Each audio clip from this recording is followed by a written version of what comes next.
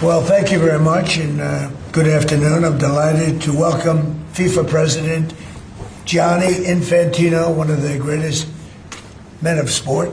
He is an amazing man. He's done an incredible job with FIFA. Thank you. Congratulations on the job. I hear you're setting records for the World Cup. Yeah. We'll talk about it, but setting records in ticket sales for the World Cup. And we love having you back at the White House, Johnny, and everybody that's with you. You guys have done fantastically. I also want to thank Vice President J.D. Vance. J.D., wherever you may be. Where's J.D.? He's coming right over. Marco Rubio was doing a fantastic job, and Secretary Kristi Noem was doing a fantastic job, as well as Representative Darren LaHood. Thank you all very much. Hi, Darren. This past summer, the United States hosted the 2025 FIFA Club World Cup, and it was great.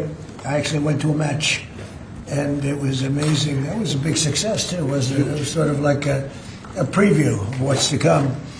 And now we're getting ready for an even bigger event next year as we host the official 2026 FIFA World Cup. That's the big one.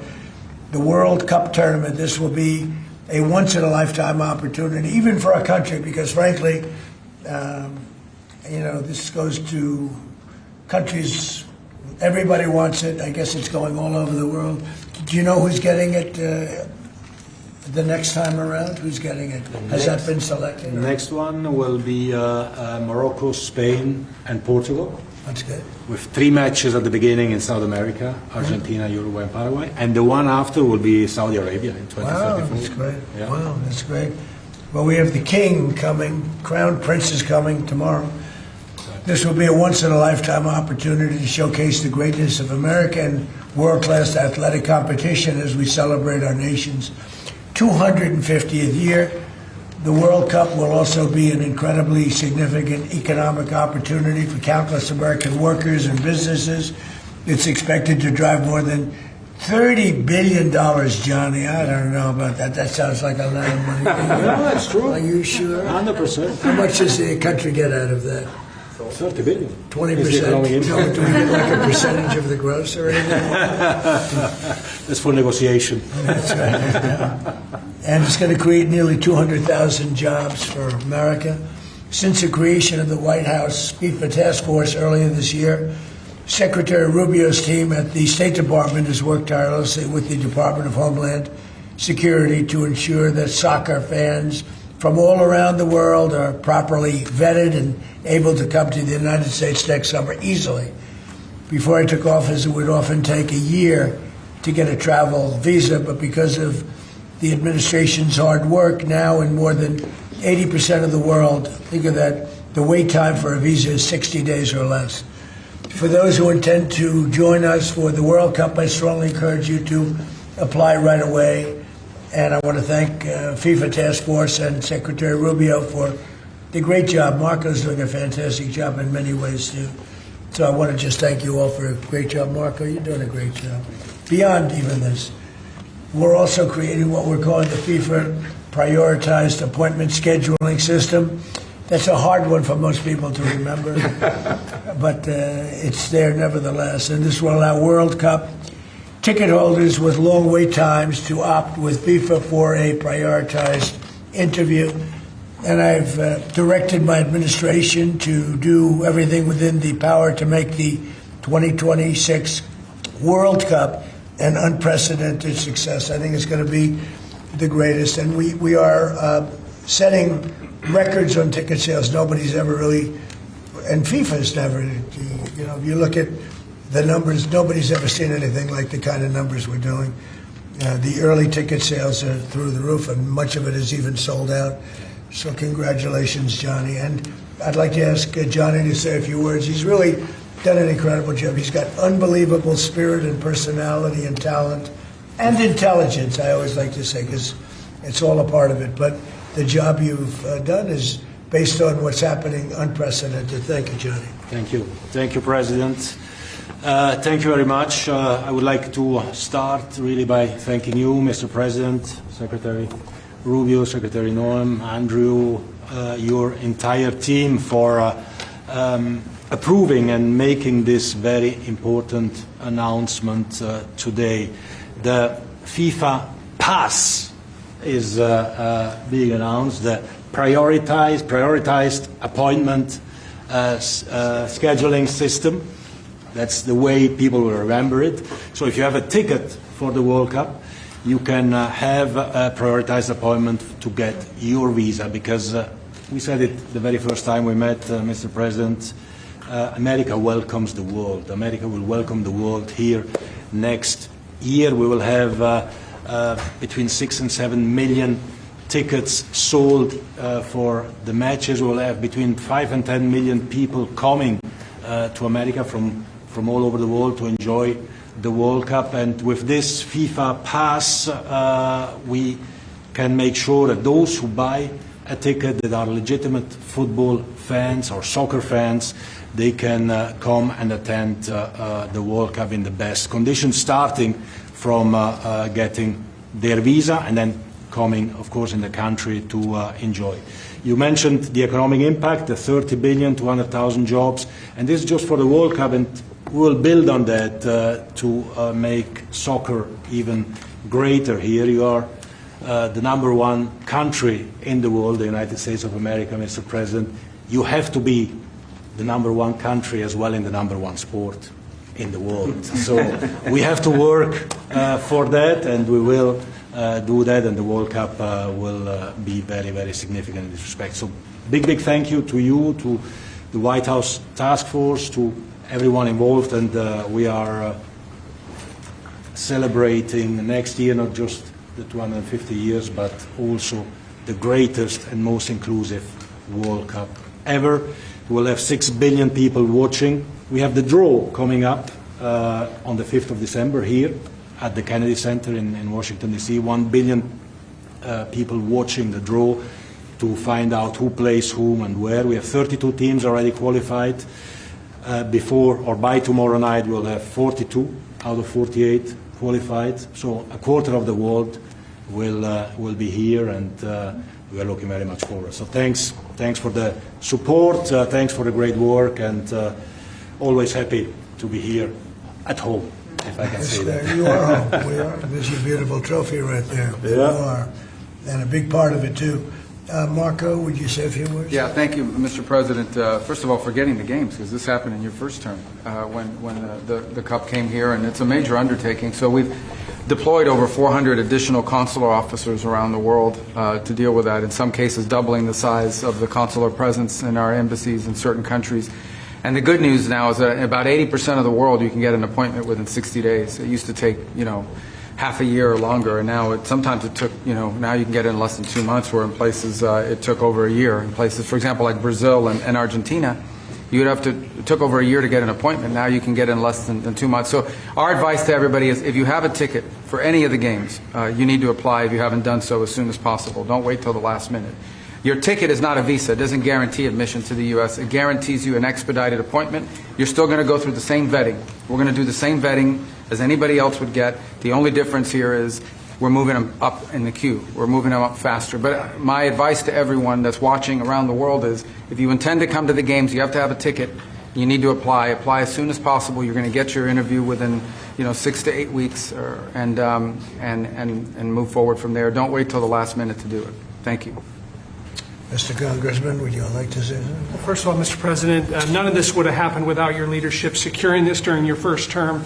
I tell my colleagues all the time, this will be the largest sporting event in the history of the world. We expand from 32 to 48 teams for the first time ever. We're doing it with Mexico and Canada, but obviously the 11 host cities will be here in the United States, and it's going to have a $30 billion impact economically in this country. And so it has been a team effort by everybody, but I also want to thank President Infantino and obviously you, Mr. President, and your entire team, Andrew and Nick and everybody. It is going to be an unbelievable sporting event next summer. It's going to be great. It's going to be great. Andrew, would you like to say something? Sure, I think we'll have somebody much more important. much more important, and honestly, without her work, without Secretary of State Rubio's work in the State Department, this would not happen. And without your leadership and your vision, this would not have happened. I think 2 key points. One that the Secretary of State already highlighted. This is a welcoming message to the world without going around the safety and security procedures. It's so key to make sure that this World Cup is safe and secure, and the White House Task Force is working every day to make sure that's the case. And also, as Congressman LaHood said, the economic benefits for American businesses, both small and large, from a $30 billion event like this. So really, thanks to all the White House Task Force members, from Secretary Rubio to Secretary Noem. The 2 notice of funding opportunities that went out to the cities and states last month were really key from the safety and security perspective. To Deputy Chief of Staff Luna, who is integral in this whole process, to the White House Task Force members that are standing in the back of the room today and that couldn't be here. Without your hard work, this would not have happened, and I really can't thank you enough for really the best team I've ever been a part of. And also to FIFA, to the President Gianni Infantino, my good friend Carlos Cordiero. Your desire to make this World Cup the best yet, it's contagious. Every single day I come in and think, what can we do to make this even better? And Mr. President, your vision more than anything. I think it takes a unique visionary to be able to go and see a sporting event and realize that this can be one of the greatest cultural events in world history. And I think there are very few people, aside from the 45th and 47th President of the United States, Donald J. Trump, that can do that undertaking. So thank you. Well, thank you very much. Christy? Well, Mr. President, thank you for Andrew. Thank you for making him the head of our FIFA task force. He's fantastic. And Nick has been a rock star in facilitating all of our meetings, getting everybody together, and making sure that we're prepared to host this event. And it's going to be the world's largest sporting event ever hosted, and it's happening under your leadership. So every department has been working, but the Department of Homeland Security is working on making sure people can travel here safely. They know that they're welcome to the United States, that each of these events will be cooperative events with our cities to make sure that security needs are met. We put out over $600 million worth of grants to the 11 host cities that they'll have the advantage to partner on technologies and screening technologies, drone technology, counter UAS as well will be implemented. So we'll be prepared to host it safely, but also with Marco's leadership at the State Department, making sure that people that come in on these tourist visas are coming in thoroughly vetted, just like anyone who would travel here, and they would come and enjoy our country, and then they would go home and go home in a timely manner. So we're excited about that, and we're excited to partner with you, Mr. President, on creating memories for people around the world that will make them not just fall in love with the United States, but also fall in love with the sport of soccer. Well, thank you. How many games are there, Johnny, total?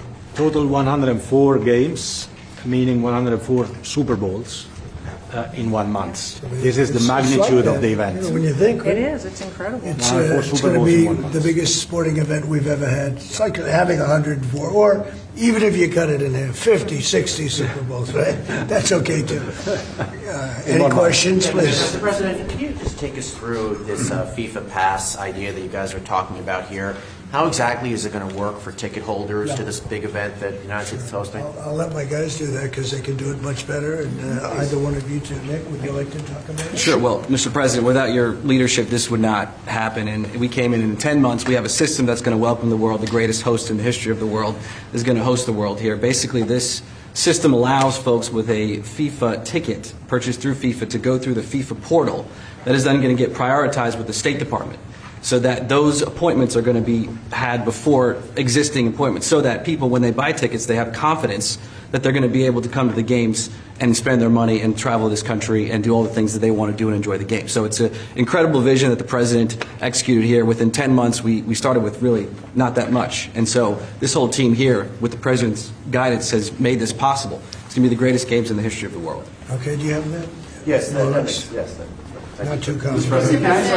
Daniel, please. Daniel? Mr. President, you're talking about the economic impact of this. Billions and billions of dollars. This builds on the framework and the groundwork that you've built already up for a major year in 2026. Deregulation, energy independence, tax cuts, historic amounts of private sector investments. What do you envision for the 2026 economy when this event comes to town next year, too, on top of everything else? Yeah, it's just a huge economic boon to this. You know, we had a little shutdown that was caused by the Democrats, and this will make up for it many times over, so that's good. But I think it's the importance of the event all over the world. The world is watching, and it really is. It's like having, you know, many Super Bowls, actually. Each game is almost a Super Bowl. Some of them are, I guess you could say, bigger than Super Bowls. I guess when you get to the finals, it's of that level or more. Much more.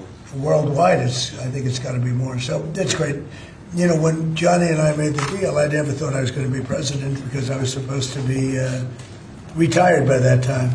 And I got a little lucky.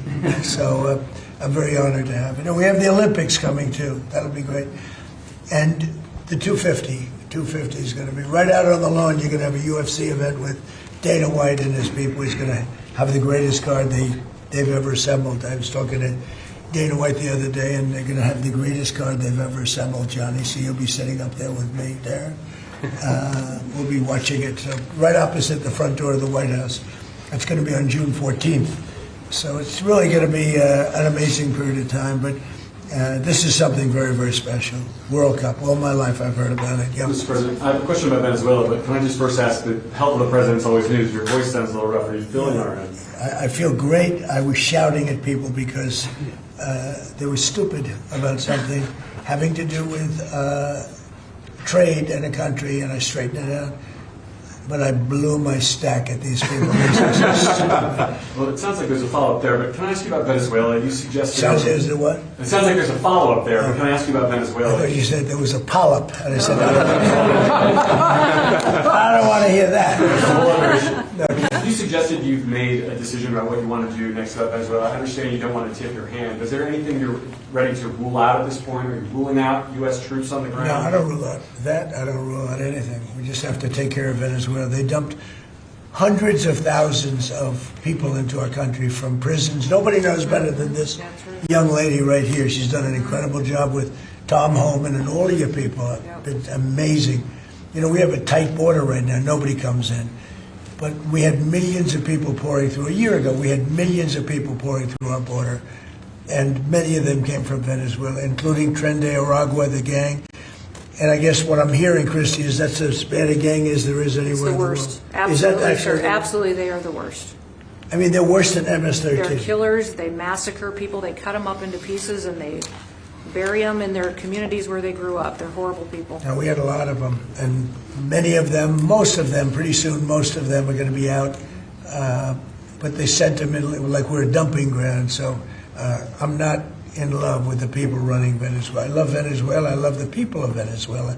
But what they've done to this country, and I really say this, what Biden and the Democrats have done to this country can never, ever be forgotten. You suggested Maduro wants to talk. Are you prepared to speak with him directly? Would you commit to doing that before you order strikes? Yeah, I probably would talk to him. Yeah, I talk to Mr. everybody. President, Go ahead, Paul please. Washington Garrett, was that what you were Please, go referring ahead. to? Was that India? India? Rebecca Zalko with Blaze News. So, in a recent interview, you had made some remarks about H-1B visas. You said about H-1B visas. Yeah. You said that there were certain talents that Americans needed to outsource to foreign workers. Could you clarify? Until they learn that, yeah. Like, for instance, if you're going to be making chips, we don't make chips too much here anymore, but we are going to be in a period of a year. We're going to have a big portion of the chip market.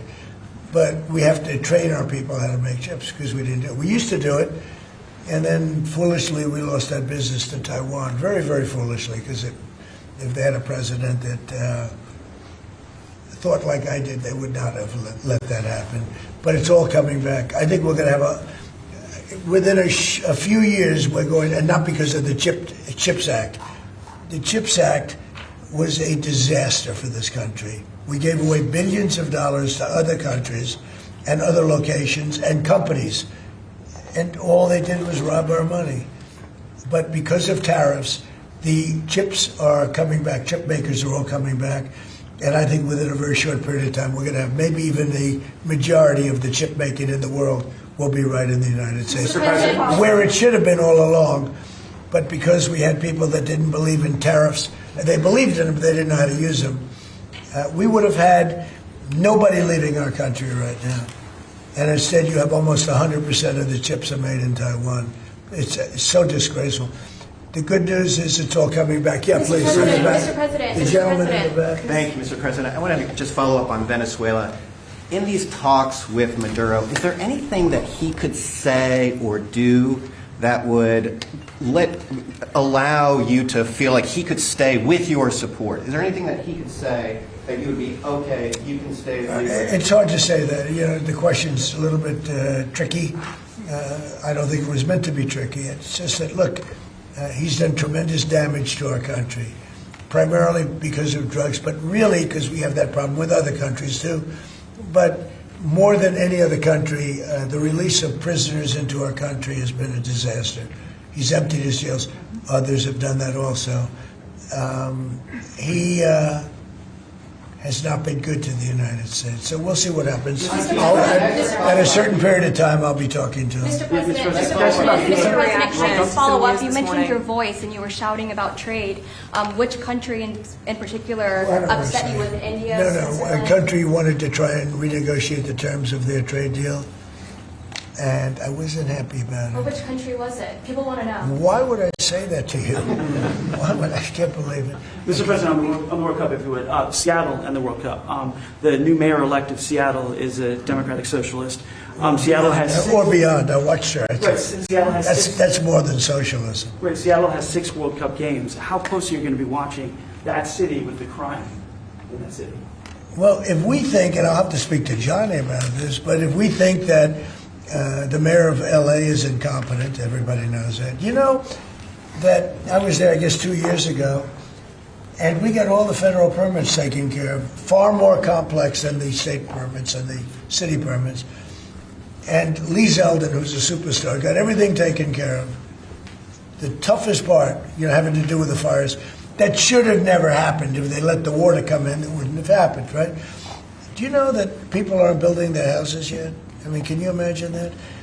And if we didn't go in early on, Christy, I think we can say it. Well, the head of their police department said it.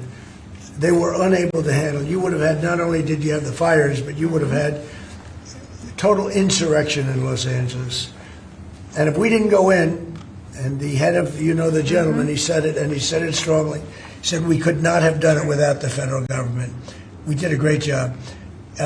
If we think there's going to be a sign of any trouble, I would ask Johnny to move that to a different city. We have a lot of cities that would love to have it number one, and we'll do it very safely.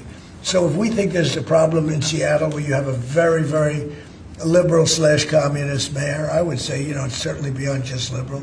I watched her over the weekend. Wow, that's another beauty we got there. But if we think there's going to be a problem, Johnny, can I say we will move? I don't think you're going to have this problem, but we're going to move the event to some place where it's going to be appreciated and safe. Yeah, well, I think safety and security is the #1 priority for a successful World Cup. We can see today that people have trust in the United States when we see at the ticket sales, we sold, record-breaking figures of tickets, almost 2 million already sold out of 2 million that we've been selling. This is because people, they know that they will be coming here and they will experience a safe and secure World Cup. This is the responsibility, of course, of the government, of Secretary Norm, of everyone, and obviously we will. We will discuss. We are working together. We have a task force for this, and we must ensure that all fans coming from abroad or being here, they can experience a celebration of coming together of the sport. And this goes only with 100% safety. We are communicating with all these mayors about what their responsibilities are. They know the safety and security of these events is their #1 responsibility, and we'll be there. The president's always there to keep Americans safe, but he also makes sure that people that know their responsibilities and that they're prepared to host these events and do so in a safe manner. Is there a timeline if that would happen? Yeah, go ahead, Bruce. There was some news this morning from an Axios report that Senator Ted Cruz was laying the groundwork for a potential 2028 presidential run. Could I get your reaction to? Could you see yourself supporting Senator? Well, he's a friend of mine. I haven't spoken to him about it. It's a little early. It's 3.25 years. That's a long time. But he's a very good guy. He's a very good friend of mine. You remember we had quite a campaign against Ted, and it worked out quite nicely. Let's see, where are we? Oh, we're in the other one. But I'm not that surprised to hear that. Mr. President, tomorrow, Saudi Arabia. Mr. President, on the tariff exemptions, you had some recently on a variety of different goods. I'm wondering, are you ruling out going forward no more exemptions on products? You were mentioning a disagreement you had earlier. So We've taken in hundreds of millions of dollars in tariff money. We're going to be issuing dividends later on, somewhere prior to, probably in the middle of next year, a little bit later than that, of thousands of dollars for individuals of moderate income, middle income. We're going to pay down debt. We have a lot of money from tariffs. If we didn't have tariffs, this nation would be in serious trouble. And we've taken in tremendous amounts of money. And you know what's more important than that? We've protected our businesses from being raided like we did with the chip business. Now we're bringing them all back. But we had 100% of the chip industry. And then they left. They went mostly to Taiwan and South Korea, but mostly Taiwan. And they have almost 100%. And we're going to have, within a short period of time, a big percentage of the chip business are coming back because of tariffs, because they don't want to pay the tariffs, because the tariffs will be very steep if they don't come back, and they've committed to come back. As you probably heard, Apple is now up to $700 billion. We have NVIDIA at $600 billion. We have tremendous amounts of money pouring in. Our country has become amazing again and really, really rich again. I will say this. We have a decision we're waiting for. It's a very big decision. The numbers that we've taken in, if you talk about investments, is trillions, not with a B, not with an M, millions, but trillions of dollars. I can't imagine having to give that money back on something that we're allowed to do. And the ones that are fighting us are countries, largely. They're back in countries that have been ripping us off for years, using tariffs to rip us off. And now we're able to defend ourselves. It really is a matter of national security, because economic security is national security. So I think you're going to see another thing happening. I think you'll see food prices. They've come down very substantially since Biden. But I think you're going to see food prices coming down very substantially. Saudi Arabia, tomorrow you're hosting Yeah. Saudi Arabia. Are you planning to sell F-35s to Saudi Arabia? Yeah. And also, are you looking at doing a similar security agreement like you did with Qatar? Yeah, no, I am planning on doing that. Yeah. You're going to They sell want to buy. F-35s? They've been a great ally. They've got to like us very much. Look at the Iran situation, what we did in terms of obliterating, we obliterated their nuclear capability. Yeah, I will say that we will be doing that. We'll be selling F-35s. Yeah. Mr. President, you clarified something you posted on Truth Social last night. You urged House Republicans to vote in favor of this Epstein release bill they're going to vote on tomorrow. I just want to be super clear on your position. Do you want to see that pass the Senate? Would you sign that bill if it gets to your desk? I do want to. Here's what I want. We have nothing to do with Epstein. The Democrats do. All of his friends were Democrats. You look at this Reid Hoffman, you look at Larry Summers, Bill Clinton, they went to his island all the time, and many others. They're all Democrats. All I want is for people to recognize the great job that I've done on pricing, on affordability, because we brought prices way down, but they're going way lower, on energy, on ending 8 wars and another one coming pretty soon, I believe. We've done a great job. And I hate to see that deflect from the great job we've done. So I'm all for it. We've already given 50,000 pages. You do know that. Unfortunately, like with the Kennedy situation, with the Martin Luther King situation, not to put Jeffrey Epstein in the same category, but no matter what we give, it's never enough. With Kennedy, we gave everything, and it wasn't enough.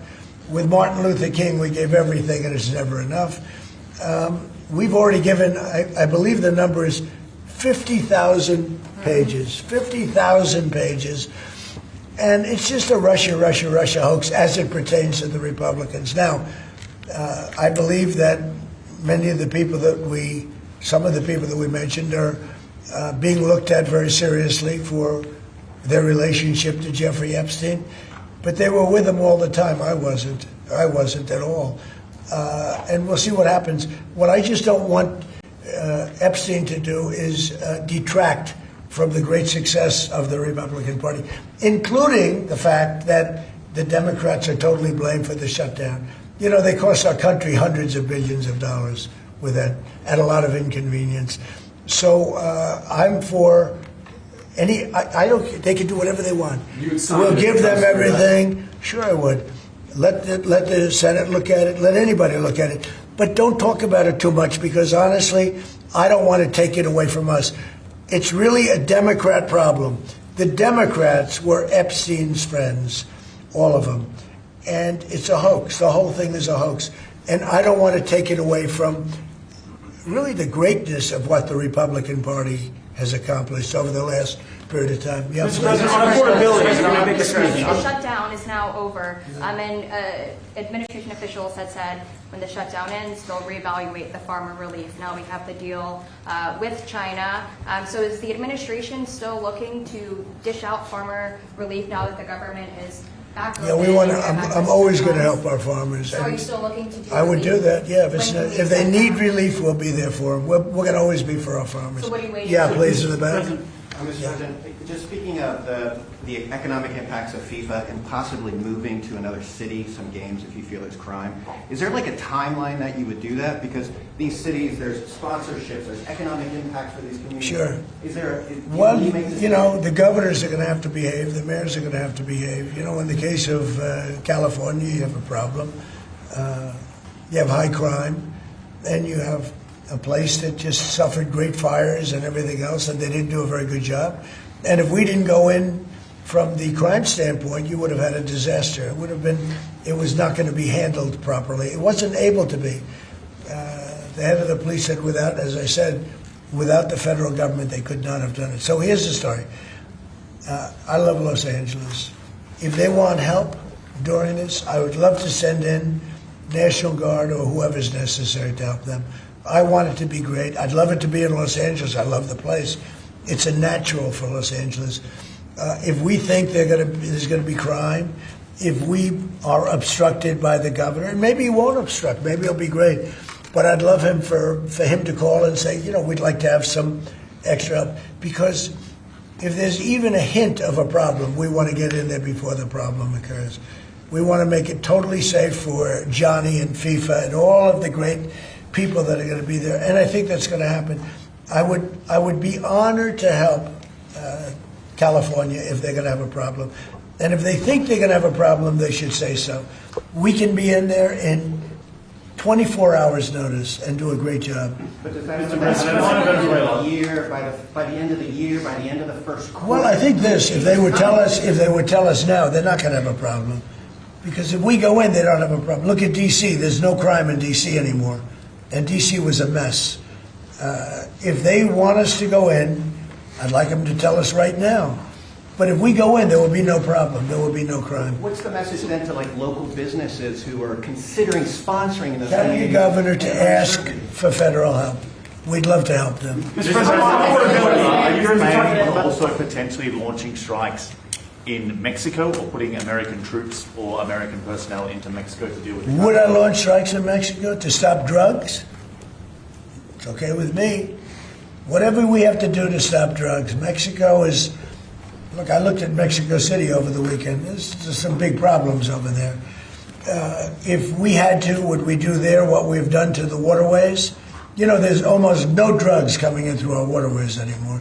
Isn't it down like 85%? It is, sir. I don't know who the 15% would be. Yep. It wouldn't be you. No, that's for sure. No, I think it's been... Tons and tons of you would say drugs. that's a big signal. Absolutely. We have almost no drugs coming into our country by the sea, by, you know, the waterways. And you know why, okay? I mean, it's pretty obvious. Would I do that on the land corridors?